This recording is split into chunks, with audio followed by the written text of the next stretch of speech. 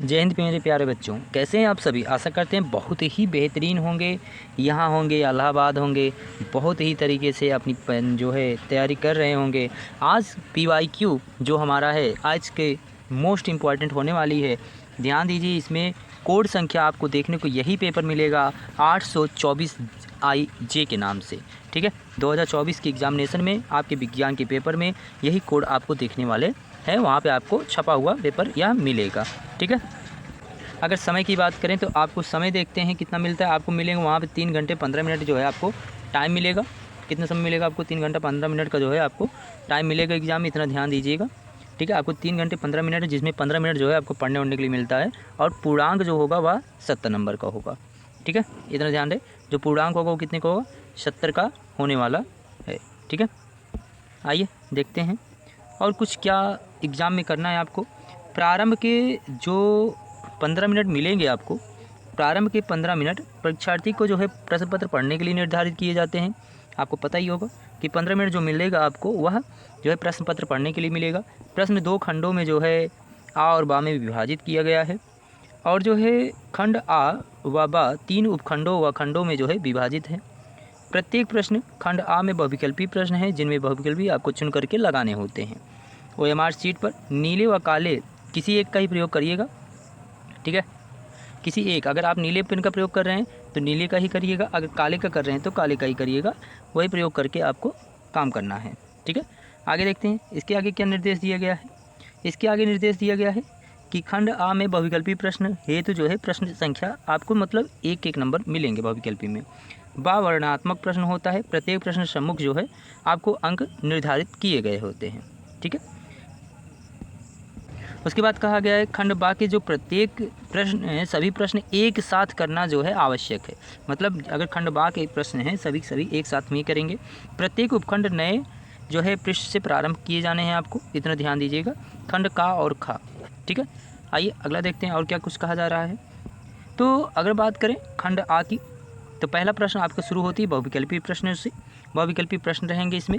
खंड का, जिसमें आपको फिजिक्स से क्वेश्चन देखने को मिलेगा। ठीक है, आइए देखते हैं क्या कुछ प्रश्न बनने वाला है। और हाँ, इसमें 20 प्रश्न कुल मिलेंगे आपको, और सभी 1 नंबर के ही होंगे, अर्थात इस ऑब्जेक्टिव से आपको 20 प्रश्न मिलेगा। ठीक है, आइए देखते हैं पहला प्रश्न क्या कहा गया है। पहला प्रश्न कहा गया है कि उत्तल दर्पण से प्रतिबिंब सदैव बनता है। बताना यह है कि उत्तल दर्पण से प्रतिबिंब कैसा बनता है, आपको ये बताना है। ठीक है, तो बताना यह है कि वक्रता केंद्र तथा फोकस के बीच में बनता है, कि वक्रता केंद्र तथा अनंत के बीच में बनता है, ध्रुव तथा फोकस के बीच में बनता है, या फिर कहीं पर भी बन सकता है। वह वस्तु की स्थिति पर निर्भर करता है। बताना यह है कि यहाँ पे करेक्ट आंसर क्या हो जाएगा। तो अगर करेक्ट आंसर की बात करें तो जब भी उत्तल दर्पण से जो प्रतिबिंब बनता है वह सदैव कहाँ बनता है? ध्रुव तथा फोकस के बीच में। हमेशा आप देखेंगे जब भी उत्तल दर्पण से प्रतिबिंब बनाएंगे तो वह ध्रुव तथा फोकस के बीच में ही बनेगा, यानी कि ऑप्शन नंबर सी हमारा यहाँ पे करेक्ट आंसर हो जाएगा। ठीक है, अगला प्रश्न देखते हैं। अगला प्रश्न क्या कहा गया है यहाँ पे कि जब वो प्रकाश जो है, क्या कहा गया है, ध्यान दीजिए, जब प्रकाश की किरणें एक माध्यम से दूसरे माध्यम में जाने पर अभिलंब से जो है दूर हट जाती हैं, तो वह सघन से विरल माध्यम में जो है जाती हैं, कि विरल माध्यम से सघन माध्यम में जाती हैं, कम अपवर्तन वाले जो है माध्यम से अधिक अपवर्तन वाले माध्यम में जाती हैं, या फिर पारदर्शी माध्यम से अपारदर्शी माध्यम में जाती हैं। आपको यह बताना है कि इसका करेक्ट आंसर क्या हो जाएगा। ध्यान दीजिए कि अगर कोई प्रकाश की किरण है, जब वह जो है एक माध्यम से दूसरे माध्यम में जाने पर क्या होती है? अवलंब से दूर हट रही है। इसका मतलब यह है कि जो भी माध्यम है वह सघन माध्यम से कैसा है? विरल माध्यम है। मोस्ट इंपॉर्टेंट है, ध्यान दीजिएगा, आपके एग्जाम में छपने वाले प्रश्न हैं ये। ऑप्शन नंबर ए यहाँ पे हमारा करेक्ट आंसर हो जाता है। अगला प्रश्न देखते हैं। अगला प्रश्न कहा गया है एक उत्तल लेंस की फोकस दूरी 15 सेंटीमीटर है, इससे 30 सेंटीमीटर की दूरी पर वस्तु स्थित है, तो प्रतिबिंब बनेगा। बताना यह है कि प्रतिबिंब कहाँ बनेगा? 30 सेंटीमीटर पर वस्तु की ओर, वास्तविक उल्टा वस्तु के आकार का, 30 सेंटीमीटर वस्तु के दूरी की ओर वास्तविक उल्टा तथा वस्तु के आकार का, या फिर 15 सेंटीमीटर वस्तु की दूरी की ओर वास्तविक उल्टा तथा वस्तु के आकार का, या फिर 15 सेंटीमीटर वस्तु की ओर आभासी सीधा व जो है वस्तु के आकार का। ठीक है, आप इस तरीके से नहीं बता पाएंगे, पहले इसका कैलकुलेशन करना पड़ेगा। आइए दिखाते हैं आपको कैलकुलेशन किस प्रकार से आपको करना है। यहाँ पे ध्यान दीजिए, यहाँ पे देखिए फोकस दूरी जो दिया गया है आपको, यहाँ सुनिएगा, यहाँ पे जो फोकस दिया गया है, फोकस दूरी कितना है 15 सेंटीमीटर, या बराबर कितना है 15 सेंटीमीटर। इसी प्रकार से 30 सेंटीमीटर दूर रखे वस्तु का मतलब होता है यू का मान कितना दिया गया है 30 सेंटीमीटर। और 30 ध्यान दीजिए, चाहे उत्तल लेंस हो चाहे अवतल लेंस हो, दोनों में ही या निगेटिव ही होगा। ठीक है, मतलब ये है कि यहाँ पे एफ का मान दिया गया है 15 सेंटीमीटर, जबकि यू का मान दिया गया है -30 सेंटीमीटर। तो आपको ये बताना है भी का मान क्या होगा। तब लेंस का हम लोग सूत्र जानते हैं, क्या होता है, तो 1/f बराबर 1/v प्लस 1/u, यह हमारा सूत्र होता। अच्छा, दर्पण अगर होता तो क्या हो जाता, दर्पण के लिए यहीं पे प्लस हो जाता। ठीक है, मतलब हो जाता सूत्र वहाँ पे 1/f बराबर 1/v प्लस 1/u। ठीक है, तो अभी क्या होगा, लेंस है तो 1/f बराबर 1/v प्लस 1/u हो जाएगा। यहाँ से देखेंगे एफ का मान, देखिए यहाँ पे 15 दिया गया है तो यहाँ 15 रख दिया गया। भी का मान हमें निकालना है, यू का मान दिया गया -30 रख दिया गया, तो 1/15 रहने दीजिए। माइनस माइनस क्या हो जाएगा, यहाँ पे प्लस हो जाएगा, यानी कि 1/v प्लस 1/30 हो जाएगा। यहाँ इस साइड प्लस में है, अगर दूसरे साइड सेंड करें क्या हो जाएगा, माइनस में हो जाएगा। ठीक है, तो क्या हो जाएगा इस तरीके से, जब इस साइड सेंड किए हम तो ध्यान दीजिए, या फिर 1/v को ही सेंड कर दीजिए, इधर इसको भेज दीजिए, है ना। तो ये हो गया माइनस में, जबकि ये वाला प्लस में था, इधर आएगा तो माइनस में, मतलब -1/v बराबर क्या हो जाएगा 1/30 - 1/15 हो जाएगा। एलसीएम लेंगे और जब काटेंगे तो इस तरीके से जो है हमारा जो भी का मान है वह 30 आ जाएगा। अच्छा, भी का मान 30 आने का मतलब क्या है कि जो भी वस्तु है वह 30 सेंटीमीटर दूरी पे जो है उसका प्रतिबिंब बन रहा है। कितनी दूरी बन रहा है, 30 सेंटीमीटर बन रहा है। साथ ही साथ प्लस होने का मतलब ही होता है कि जो प्रतिबिंब है वह वास्तविक है। कैसा है, उल्टा है। अच्छा, तो इसमें देखा जा रहा है ये कि जो भी का मान है, भी का मान वह यू के मान के बराबर है, यानी कि वस्तु की दूरी और प्रतिबिंब की दूरी दोनों बराबर है। इसका मतलब ये है क्या कि आइए देखते हैं ऑप्शन क्या सही हो जाएगा यहाँ पे। तो कितनी दूरी बन रहा है, 30 सेंटीमीटर की जो है दूरी पे बन रहा है। ठीक है, और साथ ही साथ देखा जाए तो इसका आंसर क्या हो जाएगा, 30 सेंटीमीटर की दूरी बन रहा है।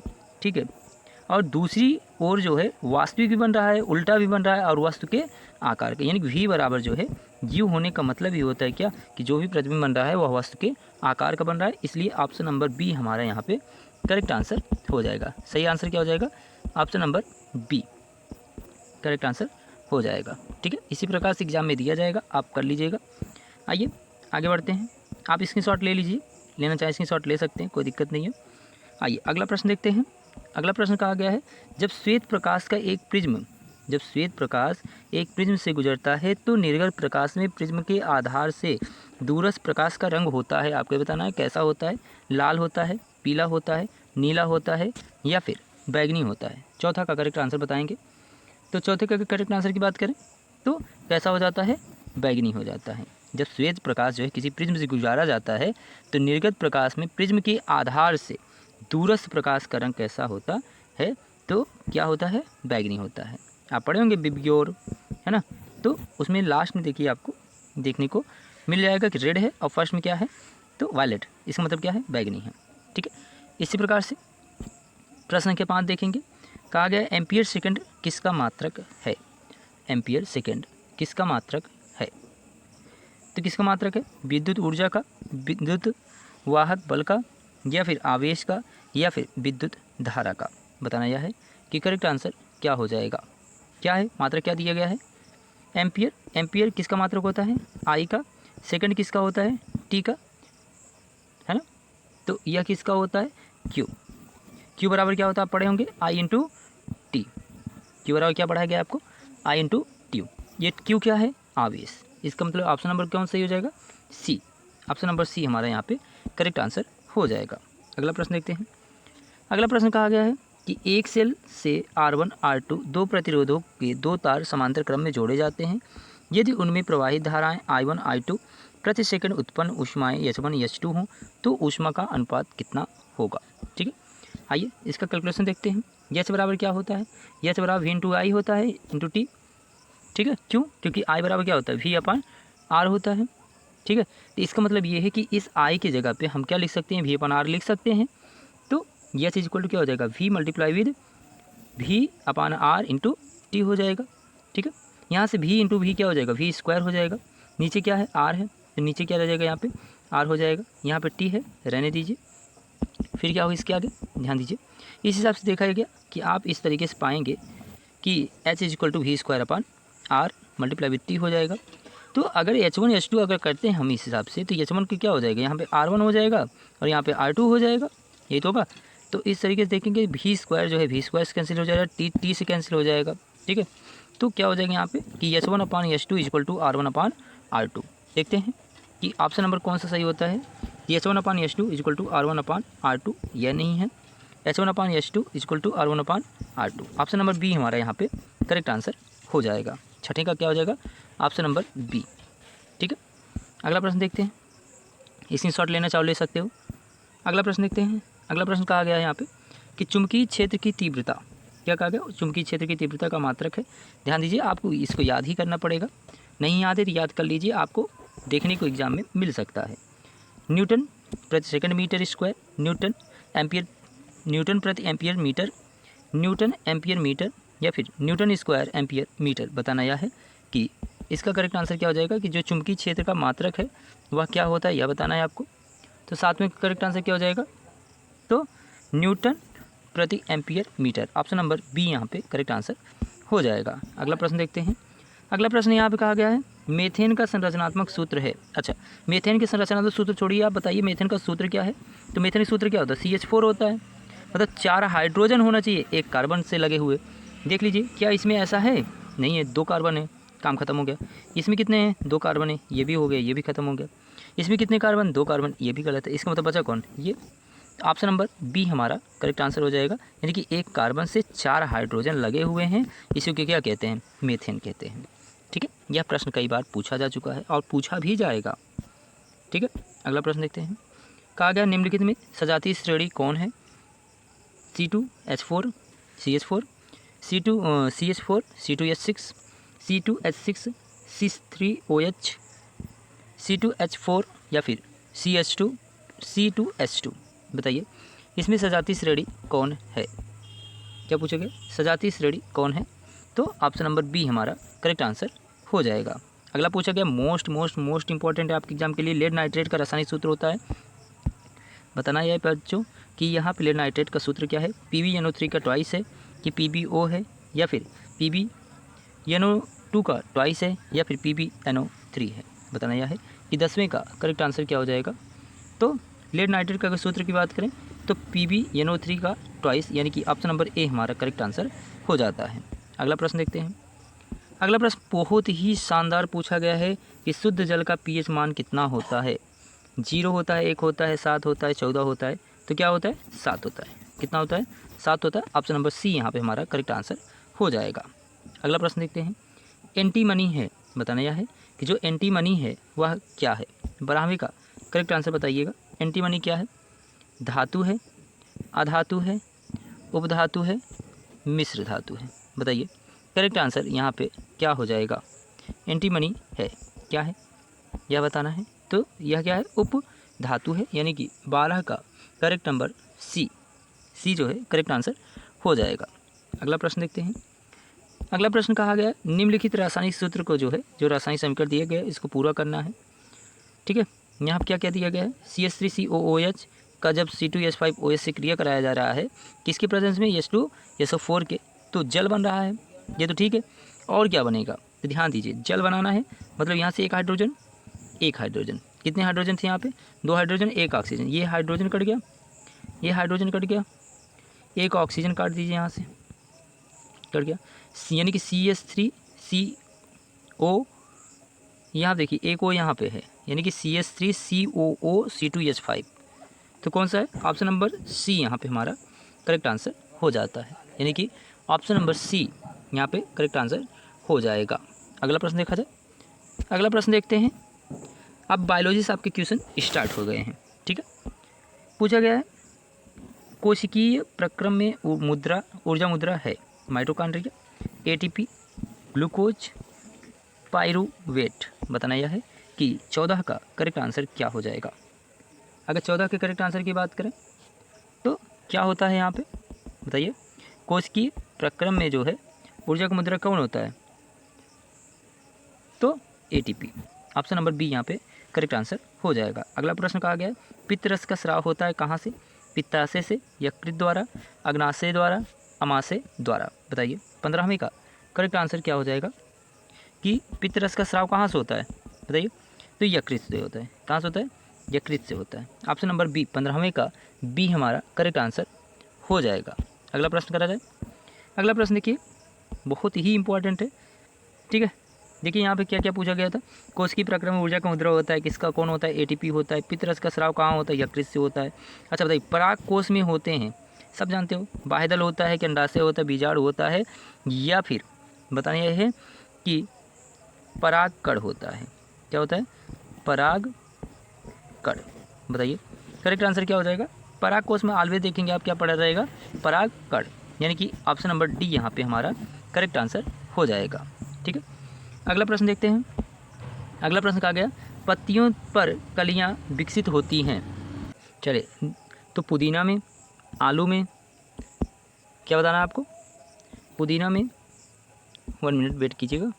हाँ पुदीना में, आलू में, ब्रायोफिल्लम में, या फिर ये सभी बताना यह है कि पत्तियों पर जो है कलियाँ विकसित होती हैं किसमें?